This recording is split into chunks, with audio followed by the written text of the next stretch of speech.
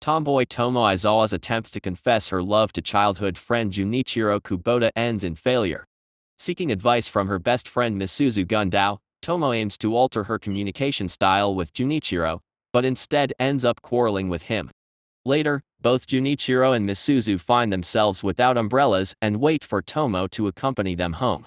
In a teasing exchange, Misuzu provokes Junichirou, who angrily nudges her into the rain. Following Misuzu's suggestion, Junichirou and Tomo leave together.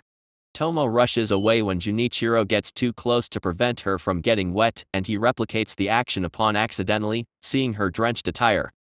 Tomo joins the boys' karate club and captures the admiration of Captain Kosuke Misaki. Seeking advice from him, Tomo flusters Kosuke, who exclaims his admiration for her as she is. Subsequently, two girls named Mifune and Ogawa intend to approach Kosuke after school, but find him with Tomo instead. When they engage Tomo in conversation, she misunderstands their intentions as a challenge to fight.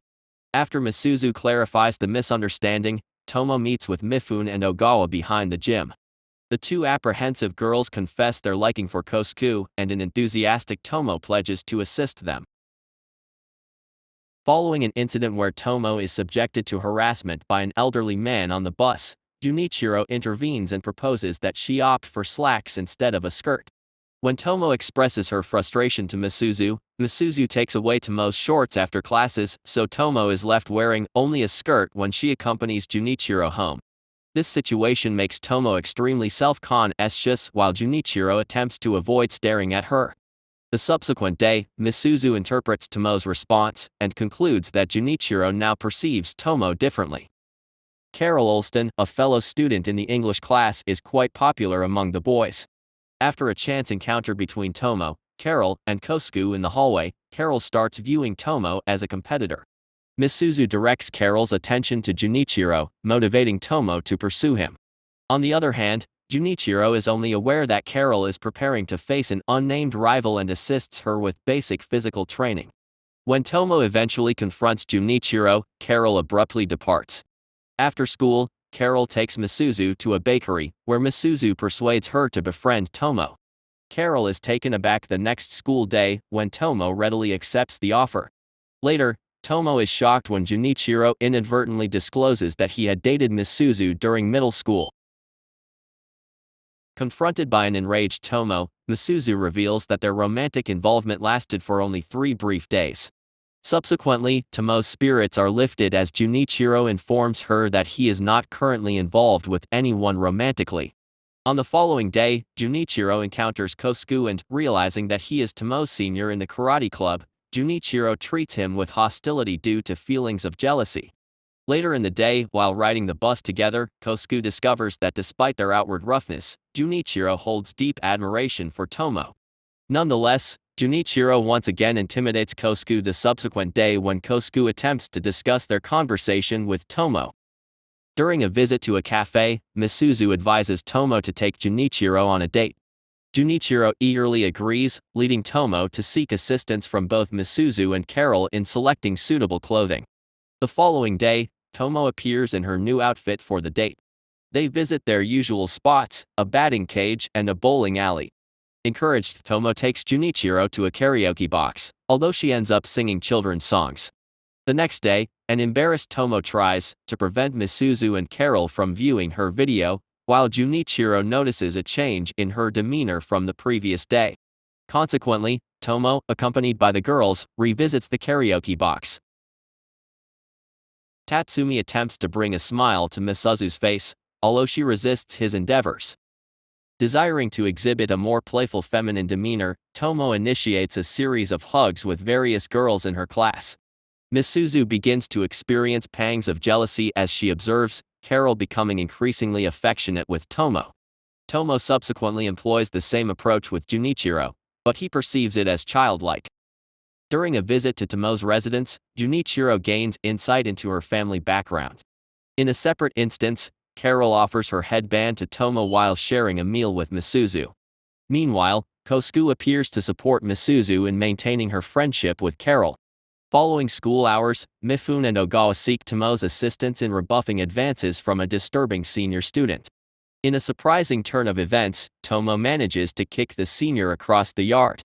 When the senior plots retaliation against Tomo, Junichirou overhears his plans and, along with his friends, confronts and subdues the senior, compelling them all to apologize to Tomo during their next encounter.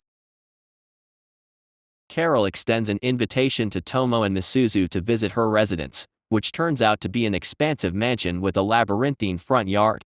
Carol's mother, Ferris, exhibits a similar erected nature to her daughters, though she harbors suspicions regarding Misuzu's intentions. Carol effortlessly outmatches both Tomo and Misuzu in a game of Othello. With midterm exams on the horizon, Misuzu proposes that Tomo and Carol come to her house for a study session. The other girls meet Misuzu's mother, Misaki, who bears a strong resemblance to her daughter. Similarly, Misaki initially confuses Tomo for her own mother, Akemi. The trio dedicates themselves to studying for the upcoming exams, with Tomo finding Carol's unusual explanations more comprehensible than Misuzu's methods. Following the exams, both Tomo and Junichirou exhibit slight improvements in their scores. Carol playfully mocks Misuzu for coming in second place as Carol secured the highest score. Junichirou extends an invitation to Tomo to visit his home and play video games. Tomo subsequently realizes the potential implications of spending the night at Junichirou's house alone, but Misuzu, Carol, and her parents all encourage her to proceed with the plan. Throughout the night, Tomo grapples with reconciling her newfound romantic feelings for Junichirou with their established friendship. By the following school day, she feels that their bond has grown stronger. Tomo is presented with a diverse array of birthday gifts from her friends. Accompanied by Misuzu and Carol, Tomo is invited to Misuzu's residence, where the duo proceeds to give her a complete makeover. Subsequently, they coax Tomo into purchasing ice cream from a nearby convenience store while still sporting her new look. Upon unexpectedly encountering Junichirou at the store, Tomo feels self-conscious and stumbles due to her unfamiliar heeled shoes. Junichirou offers assistance and accompanies her to a park, oblivious to the fact that the girl he's with is Tomo. Despite her responses to subtle inquiries about their relationship, Junichirou remains unaware of her true identity. Tomo eventually returns to Misuzu's house and is pleasantly surprised to discover a surprise birthday celebration arranged by Misuzu and Carol. In preparation for an upcoming school dodgeball tournament, Tomo readies herself, but her remarkable strength results in her being placed on the same boys' team as Junichirou. Through their combined efforts, they navigate their way to the finals, ultimately triumphing over the opposing team, led by a judo student named Goma, who resembles a gorilla. Their victory secures the trophy. Following the match, Junichirou contemplates the immense admiration he holds for Tomo. Junichirou reminisces about their initial encounter when he met Tomo for the first time. His family had relocated from Tokyo to the town, and his preference was indulging in video games. At that moment, Tomo leapt over the wall to greet her new neighbor and engaged with him in playing his handheld console. Regrettably, the device ended up broken in half. Subsequently, Tomo and her parents extended personal apologies to Junichirou. The substitute handheld, however, was later stolen by a group of bullies.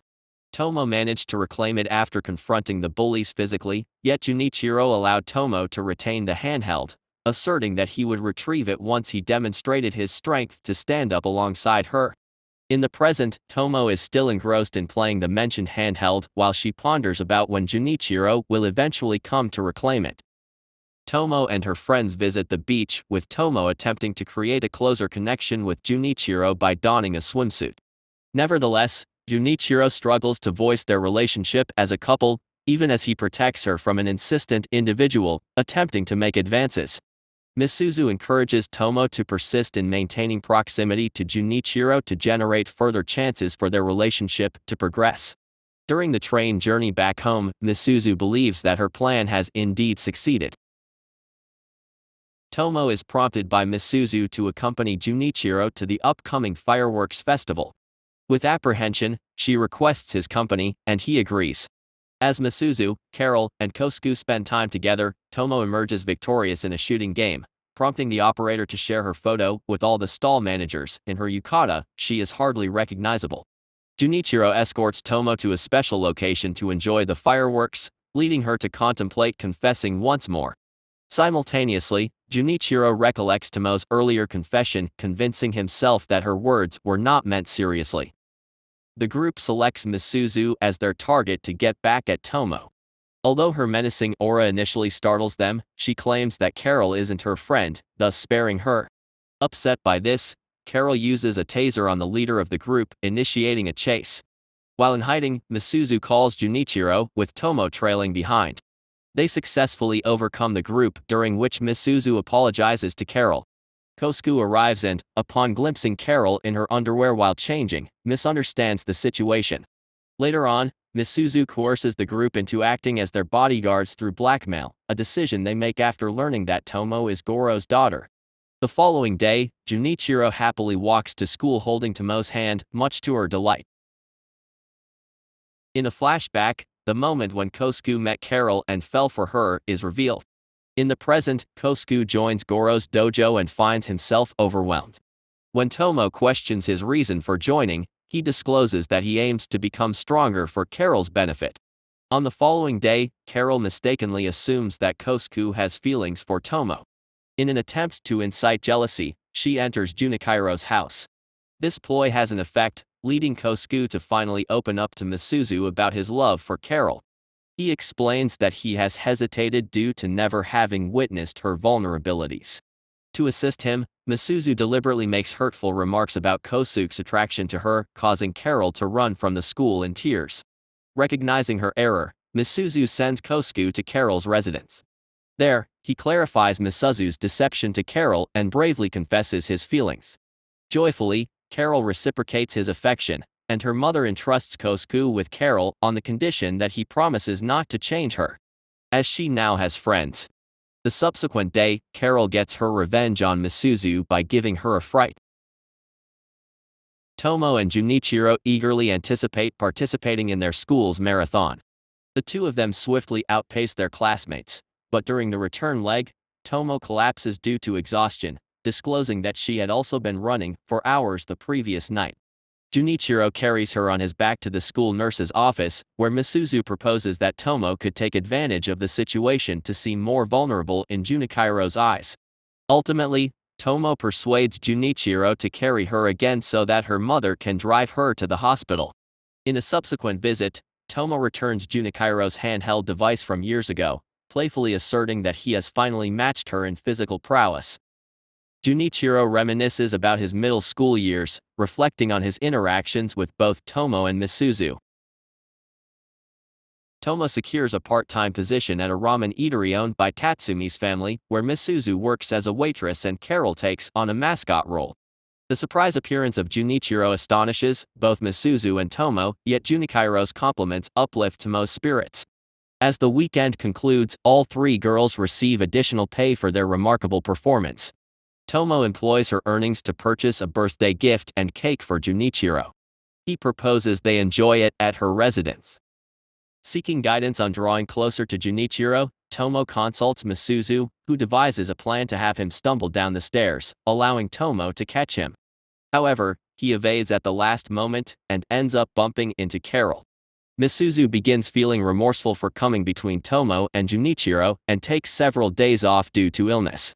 Tomo decides to take the initiative by visiting Misuzu at her home, presenting her with a copy of the script for their class play, Cinderella. The subsequent day, Misuzu arrives, perturbed by the fact that Carol had cast her as the lead without her knowledge. While Tomo landed the role of the prince, Carol took on the evil stepmother part and Junichirou was assigned the role of a tree. During the play, Misuzu thoroughly enjoys her performance as she manages to get close to Tomo. Following the festival, Junichirou and Tomo share a dance beside the bonfire, during which he strongly hints at his feelings for her. Nonetheless, Tomo flees, and in the subsequent days, she spends time with Junichirou as usual, but becomes flustered whenever he broaches the subject.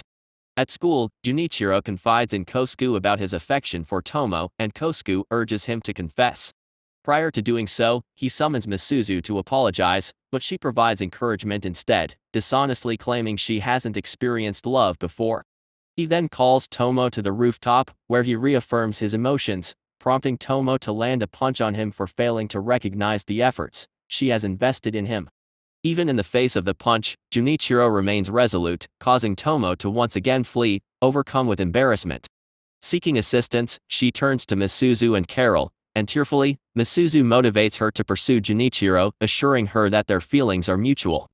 Acting on this advice, Tomo does just that. While walking home together, she eventually accepts his confession on the steps of a temple, reassured by his promise that they will maintain their closeness. Junichirou is elated by her response. Guided by the advice of Misuzu and Carol, Tomo decides to take Junichirou to a romantic movie on Christmas in order to fluster him. They attend the film, but the on-screen couple's actions extend beyond kissing, leaving Tomo embarrassed. Following the movie, they exchange Christmas presents. Subsequently, Tomo takes the initiative to invite herself over to Junichirou's house. After a prolonged and awkward silence, Tomo vents her frustration at Junichirou, confessing that she had intended to kiss him. In response, he explains his discomfort with the idea, revealing that he sought her parents' approval, but was prohibited from dating her unless he could defeat Goro. As the days following New Year's Day unfold, school resumes, and both Misuzu and Carol confront Tomo about her distant behavior. In response, she shares the details of what transpired. Meanwhile, Junichirou has taken on the challenge of facing Goro. Tomo realizes during her karate training that he needs her support, compelling her to rush to his side. Even though injured, Junichirou draws strength from seeing her and delivers a forceful blow to Goro, breaking his nose and emerging victorious. Following the match, he formally asks Tomo to be his girlfriend, an offer she accepts by sealing it with a kiss. I hope you liked the recap. If so, don't forget to subscribe and like it.